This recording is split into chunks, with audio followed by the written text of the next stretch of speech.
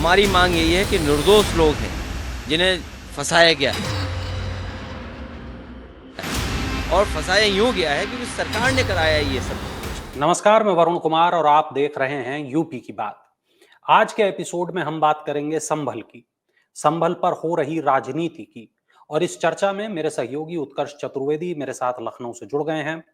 उत्कर्ष, पहला सवाल मेरा आपसे ये कि संभल के मामले में आज संसद में समाजवादी पार्टी ने पुरजोर तरीके से अपनी बात रखी। अखिलेश के बयान के यहां क्या मायने निकाले जाएं? चलिए पहले दर्शकों को एक बार अखिलेश का बयान दिखा देते हैं। आप में से जितने साथी हैं, आपके प्रेस के लोग भी वहां मौजूद थे चुनाव के दिन। असली ये है कि दिल्ली और लखनऊ की लड़ाई, लखनऊ वाले भी रास्ता वही अपना रहे हैं जो दिल्ली वालों ने कभी रास्ता अपनाया था। समाजवादी पार्टी कभी भी ऐसा नहीं होने देगी। समाजवादी पार्टी भाईचारा कैसे बने, शांति कैसे हो, विकास, खुशहाली, तरक्की कैसे हो, उस दिशा में काम करेंगे। हमारी मांग यही है कि निर्दोष लोग हैं जिन्हें फंसाया गया है, और फंसाया यूं गया है क्योंकि सरकार ने कराया है ये सब कुछ। सरकार का कराया हुआ ये सब कुछ है। सरकार चाहती थी कि चुनाव में जो वोट की लूट हुई है उस पर चर्चा नहीं हो। जिस तरह महिलाएं खड़ी हो गईं, रिवॉल्वर के सामने भी वो डरी नहीं, पुलिस की बदतमीजी के सामने भी नहीं डरी, और वोट डालना चाहती थीं। आप सब जानते हो कि जितने बाई इलेक्शन हुए उत्तर प्रदेश में, सब जगह वोट नहीं डालने दिया गया, और फिर ये संभल का इस तरह की घटना करा दी। जो अधिकारी हैं उन्होंने कराया है। जो वहाँ के अधिकारी संबंधित हैं बहुत ही खासम खास सरकार के हैं, इसलिए जानबूझ करके सरकार ने मिलकर के और भारतीय जनता पार्टी ने अधिकारियों के माध्यम से अन्याय कराया है। अखिलेश जी, आपने अंदर कहा कि पुलिस दोषी है और याचिकाकर्ता दोषी है इस पूरे बिगाड़ने का। जो पुलिस है उसका व्यवहार आपने देखा, वहाँ के लोगों का आपने किस तरीके से सर्वे के बाद सर्वे, जब सर्वे का सहयोग कर रहे हैं वहाँ सब लोग, उसके बाद ये क्यों किया गया? सर्वे के बाद सर्वे, और फिर पुलिस की गाली तो आपने किसी ने नहीं दिखाई। आप इतने अच्छे चैनल हो, राष्ट्रीय स्तर के चैनल हो, पुलिस ने जो गाली गलौज की है वो गालियां मैं नहीं दे सकता हूं जो पुलिस ने गाली दी हैं। अगर मैं वो गाली दे दूं तो अनपार्लियामेंट्री भाषा होगी। आपने सब जानते हो कि किस तरह गाली दी। दिल्ली से सीख की बात कर रहे हैं। दिल्ली से सीख की बात कर रहे हैं। वो रास्ता जो कभी दिल्ली वालों ने अपनाया था वही यूपी वाले अपनाना चाहते हैं। और कितना खोदोगे आप, कितना खोदोगे आप? हर जगह खोदना चाहते हो। अरे जो दिखाई दे रहा हो उसकी तरफ तो जा ही नहीं रहे हो। मानसरोवर की तरफ भी चलो, वहां पे कैलाश पर्वत है, वो भी आए। और याद रखना, मैं आज कह रहा हूं आपको, आप भी हो सकता है चले जाएं, हम भी चले जाएं। एक दिन वो आएगा कि वो देश आपको कभी जाने नहीं देगा, वहां पर दर्शन करने के लिए भी नहीं जाने देगा। तो उस तरफ कोई नहीं जा रहा। क्या मानसरोवर के बारे में नहीं सोचना चाहिए? कैलाश पर्वत के बारे में नहीं सोचना चाहिए? उसके बारे में कौन सोचेगा? आप यहाँ खोद रहे हो, खोद इसलिए रहे हो क्योंकि ये भाईचारा खत्म करना चाहते हैं। सब भाईचारा खो देंगे लोग। जी उत्कर्ष। वरुण, साफ तौर पर थोड़ी देर पहले अखिलेश यादव के जिस बयान का आप जिक्र कर रहे थे, और हमने वो बयान दर्शकों के लिए अगर रखा, जिस तरीके से रखा है, बहुत साफ बात यह है कि अखिलेश यादव अपने इस बयान के जरिए 3 मैसेज देने की कोशिश कर रहे हैं। कहीं ना कहीं उस मैसेज को कन्वे कर पाने में कामयाब भी रहे। सबसे पहला जो मैसेज है, एक पॉलिटिकल मैसेज जो जाता है वरुण, वो ये कि पहली बार सदन के पटल पर ऑन रिकॉर्ड देश की संसद में संभल के मुद्दे को उठाया गया। पिछले कुछ दिनों से ये कोशिश विपक्ष की लगातार हो रही थी, लेकिन चूंकि सदन की कार्रवाई नहीं चल रही थी तो वो कोशिश सफल नहीं हो पा रही थी। दूसरी बात, ऑन रिकॉर्ड अखिलेश यादव ने उत्तर प्रदेश सरकार पर, उत्तर प्रदेश में खासतौर पर संभल के प्रशासन पर और भारतीय जनता पार्टी पर कई आरोप लगाए हैं, जिनको अब तक, जब तक हम इस बातचीत को कर रहे हैं, ना तो एक्सपंज किया गया है, ना सदन में उसका ऑफिशियल कोई रिप्लाई आया है। तो ऐसे में हम ये माने कि वो आरोप एक तरीके से पुरजोर तरीके से बतौर विपक्षी नेता उन्होंने रखे। तीसरा जो एक मैसेज है लगातार, वो ये है कि संभल में चूंकि विपक्षी पार्टियों के नेता नहीं पहुंच पा रहे, वहां पर जो रोक लगी है वो बरकरार है, और ये बड़ा मुश्किल हो जा रहा है विपक्षी पार्टियों के लिए कि वो संभल में जाकर उन परिवारों से, उन लोगों से जिनके परिवारों से लोगों को आरोपी बनाया गया, या फिर वो परिवार जो कि पीड़ित हैं, जिनके परिवारों में मौतें हुई हैं, उनसे मिलें। और जो विपक्ष की एक शून्यता जमीन पर हो रही है या कहीं ना कहीं हो गई है परिस्थितियों के कारण, अखिलेश यादव ने देश की संसद में उस विषय को उठाकर पुरजोर तरीके से उस शून्यता को खत्म करने की कोशिश की है। एक दो बातें और हैं जो बड़ी महत्वपूर्ण है अखिलेश यादव के बयान में। एक, संभल के विषय को समाजवादी पार्टी हल्के में नहीं लेगी, साफ तौर पर वो दिखाई दे रहा है। मतलब जैसे ही चर्चा करने का मौका मिला शून्यकाल का, सबसे पहला जो पॉइंट रखा गया आज सदन में वो यही था कि कैसे अखिलेश यादव ने संभल के विषय पर आक्रामक तरीके से अपनी बातों को रखा। दूसरा, सिलसिलेवार तरीके से उन्होंने पूरी घटनाक्रम को बताया है। उनके आरोपों को अगर आप सुनते हैं तो ये साफ है कि वो संभल प्रशासन को, कोर्ट तक को वो कह रहे हैं कि दूसरे पक्ष को सुने बिना उन्होंने कैसे आदेश दे दिया। फिर 2 बार वो सर्वे कराने की बात कर रहे हैं। वो उसको उत्तर प्रदेश सरकार की, संभल जिला प्रशासन की साजिश तक बता रहे हैं। और सबसे अंत में एक मैसेज जिसको अखिलेश यादव अभी तक रिकॉर्ड से बाहर कहते रहे हैं मीडिया के जरिए, उसको पहली बार उन्होंने ऑन रिकॉर्ड कहा है। जो दिख रहा है वो ये कि उन्होंने संभल के पूरे प्रशासन पर कार्रवाई करने की मांग करने के साथ अपने उस भाषण को, अपनी उस मांग को खत्म किया है। तो कुछ मैसेज हैं जो जमीन पर जरूर समाजवादी पार्टी के राष्ट्रीय अध्यक्ष ने दिए हैं। मैसेज कितने कारगर होंगे, कितना जमीन पर होंगे और क्या इन मैसेजों के या उस पूरे भाषण के निहितार्थ या दबाव में कोई बदलाव आता है, नहीं आता है, इसको देखने के लिए थोड़ा सा इंतजार करना होगा वरुण। जी। उत्कर्ष, राहुल गांधी के संभल जाने की खबर आ रही है। क्या राहुल गांधी को संभल जाने की इजाजत मिलेगी? क्योंकि कांग्रेस के लोग जब संभल के लिए जाना चाह रहे थे तब भी लखनऊ में काफी बवाल हुआ था, आपने कवर भी किया था।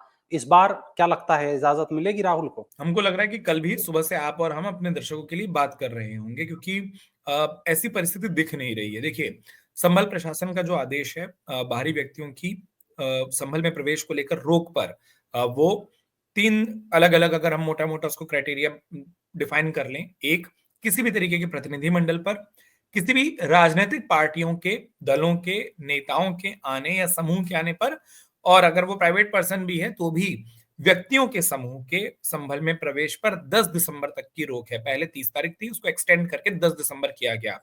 उस रोक में फिलहाल जब तक हम इस पूरी बातचीत को कर रहे हैं किसी भी तरीके का परिवर्तन नहीं है।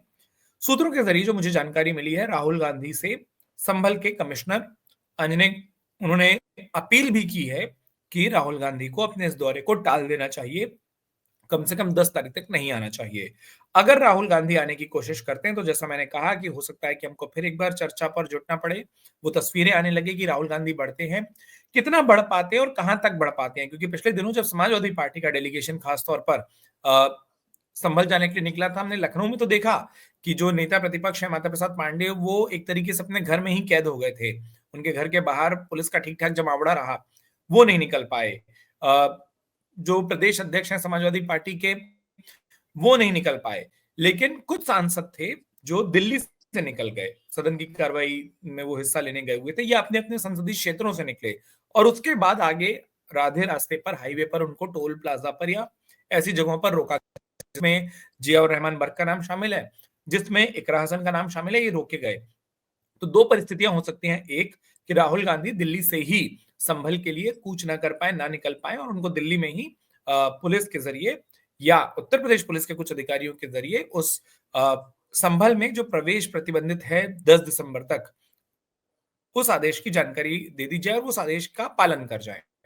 दूसरी बात यह हो सकती है, चूंकि दिल्ली पुलिस शायद उत्तर प्रदेश पुलिस आदेश की तामील ना कराए, तो वो दिल्ली से उत्तर प्रदेश बॉर्डर तक पहुंचे और उत्तर प्रदेश बॉर्डर में किसी जगह पर, नोएडा, गाजियाबाद या उत्तर प्रदेश प्रवेश करते ही किसी भी एक जिले में हो सकता है राहुल गांधी को रोका जाए अगर वो निकलने की कोशिश करते हैं, वो उस आदेश को नहीं स्वीकारते हैं। और जैसा उन्होंने पहले कहा था, जो कांग्रेस पार्टी से जुड़े सूत्र हमको अब तक बता रहे हैं कि ये चांसेस बहुत ज्यादा हैं कि राहुल गांधी कम से कम संभल के लिए निकलने की कोशिश जरूर करेंगे। ऐसा इसके कई नेता जिनसे मेरी ऑफ रिकॉर्ड बात हुई, जिनका साफ तौर पर कहना है कि वो सभी संभल के लिए निकलेंगे और वो राहुल गांधी के साथ जुड़ेंगे, राहुल गांधी के साथ जुड़कर अपनी इस यात्रा को आगे भी बढ़ाएंगे। वरुण जी।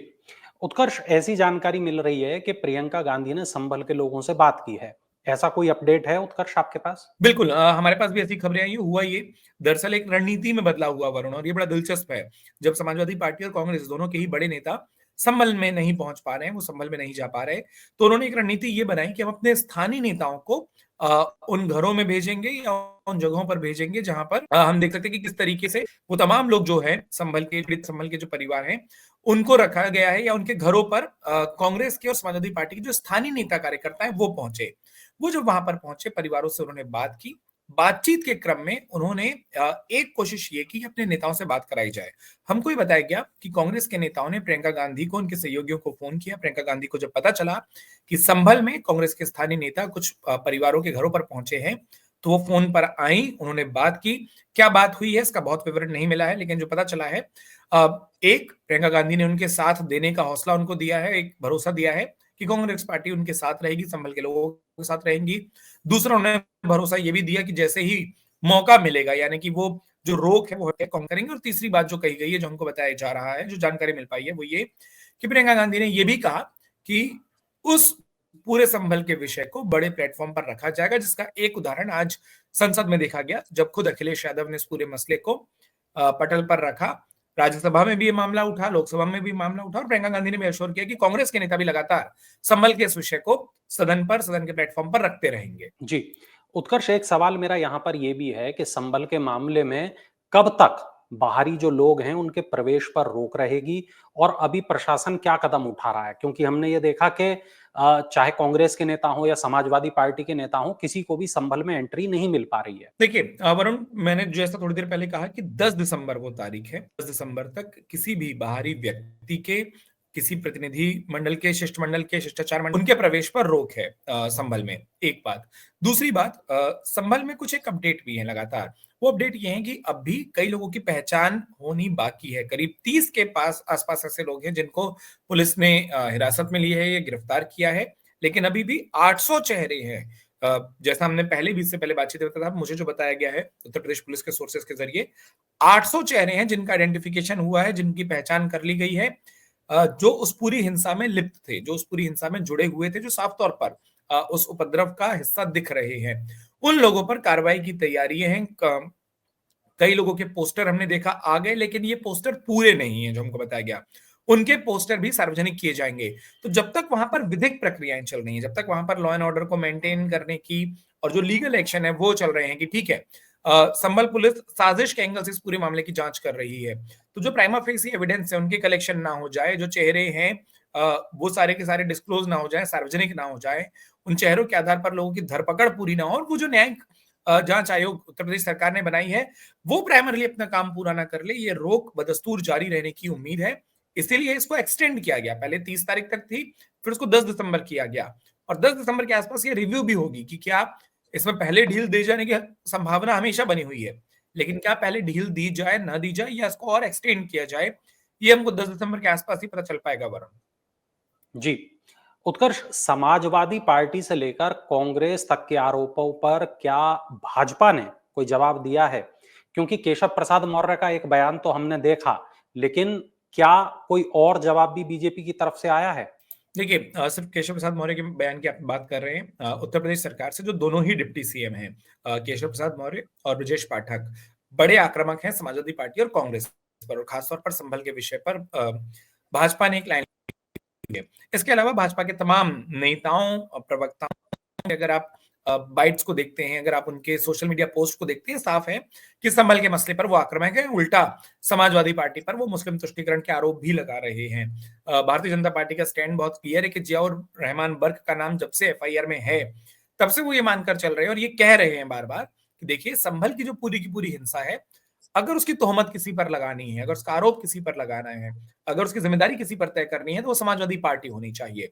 उनके सांसद का नाम है, उनके पूर्व विधायक के बेटे का नाम है, उनके विधायक के बेटे का नाम है, तमाम नेताओं के नाम है समाजवादी पार्टी से जुड़े हुए।